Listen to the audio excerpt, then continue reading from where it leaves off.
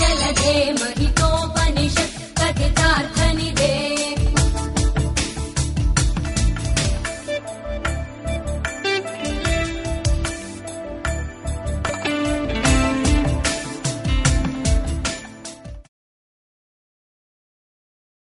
நமஸ்கார நேயர்களே. இந்த நிகழ்ச்சியானது பாத்தீங்கன்னா நியூமராலஜி வாஸ்து சம்பந்தமானது. ஒவ்வொரு நாளும் என்னன்னு கேட்டா ஒரு புதிய புதிய கருத்துக்கள் நம்ம பேசிட்டு இருக்கோம்.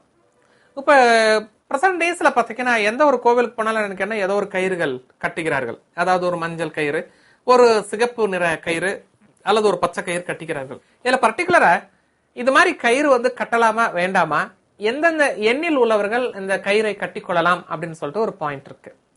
இப்ப உதாரணமாக those are born on number 3 combination, 3ஆம் தேதி பிறந்தவர்கள் அல்லது 3ஆம் எண்ணில் பிறந்தவர்கள் அல்லது 4ஆம் நம்பர்ல 7ஆம் நம்பர்ல 8ஆம் நம்பர்ல பிறந்தவங்க என்னன்னா கண்டிப்பா கையில ஏதாவது ஒரு கயிறு கட்டியாக வேண்டும். அதாவது 12ஆம் தேதியா இருக்கலாம், அல்லது 3ஆ இருக்கலாம், அல்லது 21ஆ இருக்கலாம், அல்லது 30ஆ இருக்கலாம். 3, 4, 7, 8இல் பிறந்தவர்கள் கண்டிப்பாக கையில என்னன்னு கேட்டா ஏதாவது ஒரு கயிறை கட்டுவது, அவர்களுக்கு கோவில் கயிறை கட்டுவது சிறப்பானது. ஆனால் இந்த 1ஆம் எண்ணில் பிறந்தவர்களும் 2ஆம் எண்ணில் பிறந்தவர்களுக்கும் கட்டணுங்கிற அவசியம் தேவையில்லை. அவர்கள் கட்டாமலேயே என்னன்னு கையில் எந்த விதமான கயிறை கட்டாமலே அவர்களுக்கு யோகங்கள் அதிகரிக்கும் சொல்லிட்டு சாஸ்திரங்கள் கூறுகிறது. அதே போன்று லக்னத்தில் புதன் உள்ளவர்கள் அல்லது சுக்கிரதிசை நடக்கக்கூடியவர்கள் அல்லது 5ஆம் எண்ணில் பிறந்தவர்கள் 6ஆம் எண்ணில் பிறந்தவர்களும் கட்ட வேண்டாம், தேவையில்லை அப்படின்னு சொல்லிட்டு ஒரு கணக்கு இருக்கு.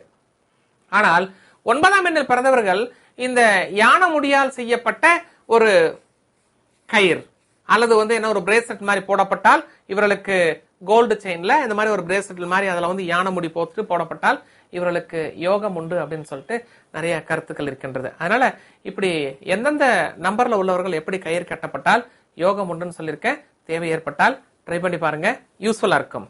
ஒரு சிலர் பாத்தீங்கன்னா எல்லா சாமியும் கும்பிட்டு இருப்பார்கள், வீடு வாஸ்து முறைப்படி இருக்கும், அல்லது பேரும் என்னன்னு கேட்டா ஒரு 32ல வச்சிருப்பார், 33ல வச்சிருப்பார், 42ல வச்சிருப்பார், 41ல வச்சிருப்பார், 50ல வச்சிருப்பார், 59ல வச்சிருப்பார். எல்லாமே ஒரு நியூமராலஜி முறைப்படி தான் எல்லாமே இருந்திருக்கும். இருந்தால் கூட சில நேரங்களில் இவங்களுக்கு ஒரு மன வாழ்க்கை